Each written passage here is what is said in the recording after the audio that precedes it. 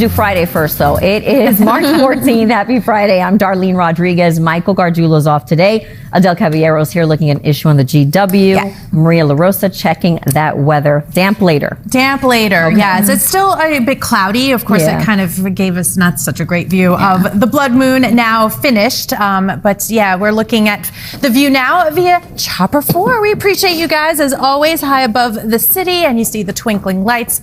High above Chopper 4, though, we still have the clouds. No rainfall, as we mentioned, not just yet.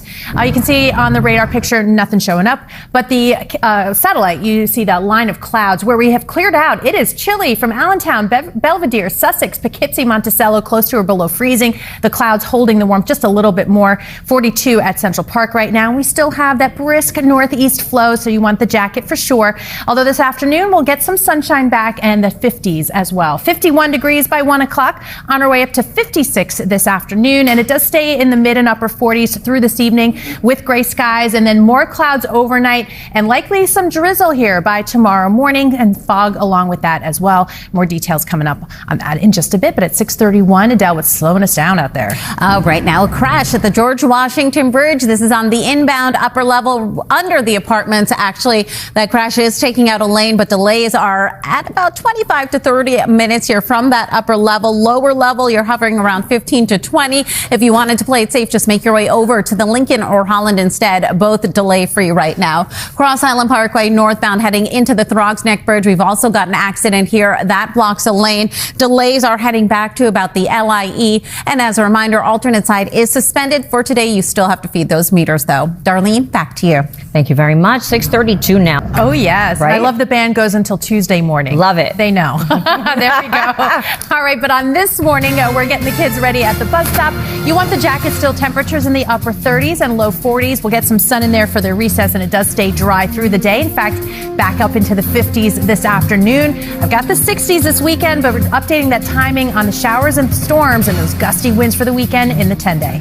Thank you. Still ahead of Washington Bridge inbound upper level right under the apartments. We've got a crash taking out a lane. Let's head outside right now to take a look onto those delays. You can expect about 30 minutes from both approaches. Coming up in a few minutes, Darlene, we're going to help you get around it.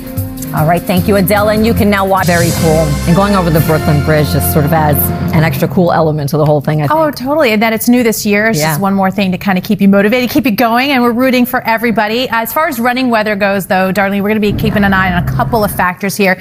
Temperature-wise, not too bad. 50s, right? Rather comfortable. And that's throughout the race pretty much. But look at the winds. This will be something to keep in mind, whether it's at one point a headwind or a tailwind. They're going to be brisk and really starting early in that 10 to 20 mile per hour range. But you can see really peaking Sunday evening in that 40 plus mile per hour range. That's because we do have that cold front coming. That's our severe risk that we're really concerned about, because it is going to be over several hours, and along with that front, the heavy rain potential. So this is all for Sunday evening into early on Monday. Think about where you're going to be.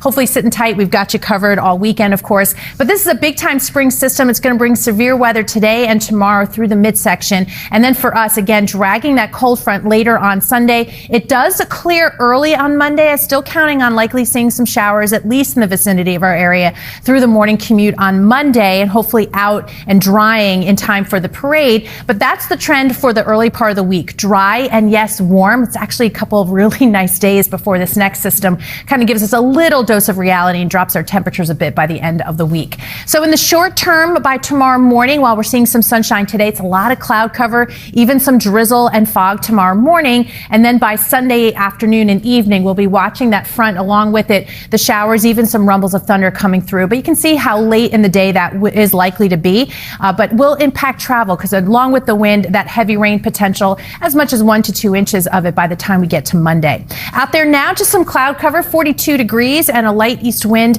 That'll keep us on the cooler side early on, and then the sun breaks out a bit, 56 for the high, and then we'll see the clouds, the drizzle, some fog early tomorrow. The clouds linger during the day. Sunday evening into early on Monday, that's the time frame where the front sweeps on by. But look at that. Tuesday, Wednesday, lovely. Some sunshine in the 60s.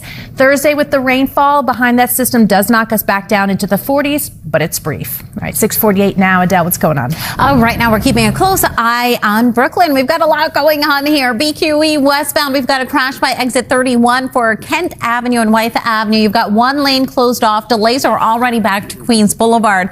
Then on the eastbound side, you've got a stalled car here on the Gowanus over by Atlantic Avenue, exit 25. Stop and go traffic heading back to the Belt Parkway merge. On top of that, another accident on the Prospect Expressway westbound heading into the Gowanus Expressway. Also takes out a lane there. On a brighter note, though, that crash at the George Washington Bridge upper deck has cleared out. Unfortunately, we're still seeing about 30 to 35-minute delays from both approaches, and that earlier accident on the Cross Island Parkway has also been knocked out of the way. Darlene, back to you.